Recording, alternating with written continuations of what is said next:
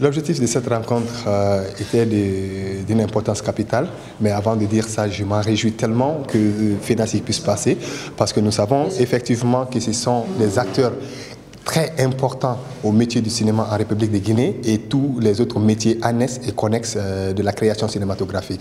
Donc leur venue a été axée sur d'abord les prises de contact, une salutation sincère entre le président de cette fédération aussi importante à l'industrie du cinéma guinéen et l'Office national du cinéma. Donc nous avons eu à échanger sur des points qui ont été aussi importants que l'intégration de tous les acteurs dans une seule fêtière, c'est-à-dire une seule fédération, pour que nous puissions travailler main en main pour la réussite du cinéma guinéen. Ils ont aussi des propositions à faire dans les jours à venir pour que l'Office puisse prendre ceci en compte pour pouvoir avancer. Nous pouvons marquer l'idée que la FENASIC existe depuis très longtemps et d'ailleurs est l'une des fêtières qui regroupe les meilleurs, la crème de la création cinématographique en Guinée. Donc nous pouvons dire que merci au président et au vice-président qui a pris cette initiative à travers bien sûr la voix de son président pour nous rencontrer en tant qu'office, nous dire que nous sommes vraiment les ayants droit du cinéma guinéen et qu'ils sont prêts à travailler avec nous pour la réussite d'une industrialisation et de mettre en place des avant-gardes pour la réussite totale de notre cinéma sur le plan africain et international. La FENASIC en matière d'unification, ce n'est pas un grand problème qu'ils ont rencontré. Si je dis ce n'est pas un grand problème, avoir l'idée d'abord de mettre une fédération en place et appeler aux autres est capital, est primordial pour toute organisation. Maintenant, l'unification finale, nous en tant qu'office, demandons à ce que les autres les rejoignent, qu'ils viennent comme ça, c'est à table entre le 5 au 10 du mois à venir, c'est-à-dire le mois d'avril.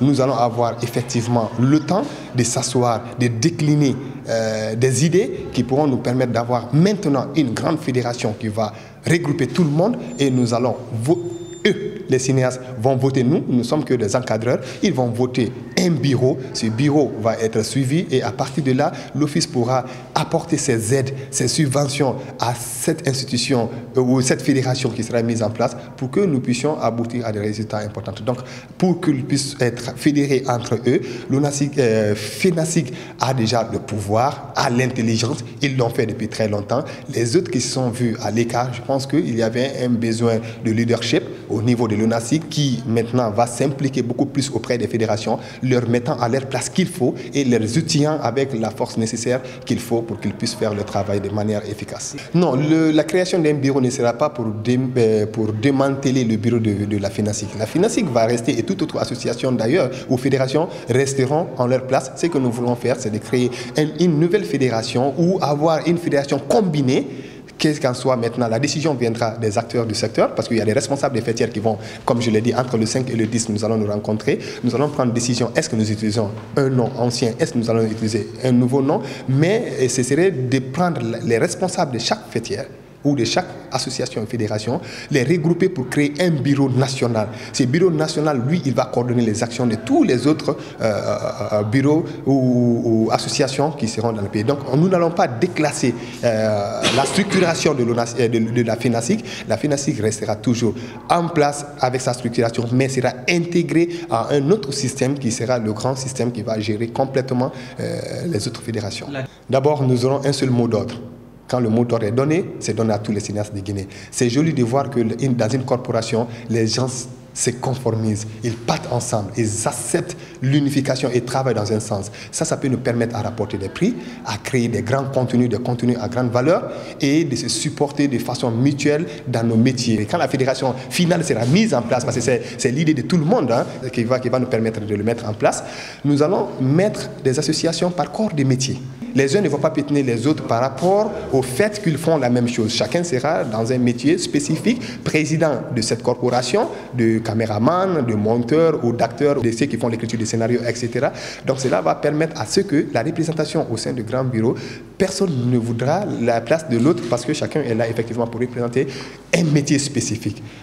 Cela va permettre aussi au ministère dont nous relevons de la culture, au gouvernement, à l'État de nous accompagner plus, parce qu'en comprenant qu'en envoyant un accompagnement, ça va servir à toute l'industrie, c'est facile qu'en se disant, si je donne à Paul, Pierre va se plaindre de ne pas en avoir. Donc c'est quand nous serons unis, nous allons pouvoir profiter mieux de l'accompagnement de l'État, mais aussi des bailleurs.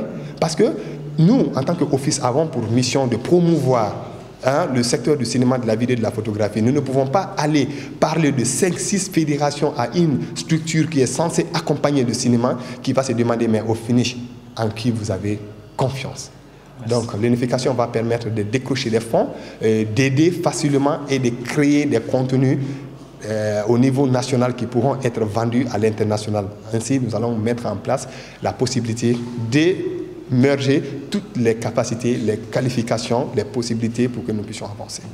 D'abord, pour commencer, nous sommes là pour féliciter le nouveau directeur pour sa nomination, les salutations d'usage comme d'habitude, mais surtout faire une première prise de contact en vue de tout ce qui s'annonce comme révolution dans le milieu cinématographique. Parce que là, nous pensions qu'il y a trop de statu quo, qu'il est temps de bouger un peu les lignes, de faire bouger un peu les lignes. C'est ça l'objectif de notre visite. L'espoir y est parce que tout ce que le directeur vient de dénumérer nous redonne la confiance parce que nous sentons qu'il a la maîtrise de ce problème et on ne peut pas soigner un mal sans diagnostiquer. Je crois que le diagnostic est déjà fait. Nous espérons qu'ensemble nous pourrons faire vraiment changer les donnes et faire bouger les lignes parce que ça ne va pas. Aujourd'hui, on ne peut pas parler de progrès dans la désunion. Ce n'est pas possible dans tous les domaines de la vie. Plus forte raison, le domaine de créativité, comme le cinéma. Ensemble, nous devons, comme il a si bien dit, parler d'une même voix et puis pour mieux évoluer. On ne peut pas, on ne demande pas qui va gérer. Non, qu'est-ce qui va faire bouger? C'est ça le problème, le plus grand problème pour nous. Qu'est-ce qu'il faut pour que ça bouge? Qui est-ce qui va gérer? Non, ce n'est pas ça l'important. L'important, c'est que ça change, parce que ce n'a que trop dit.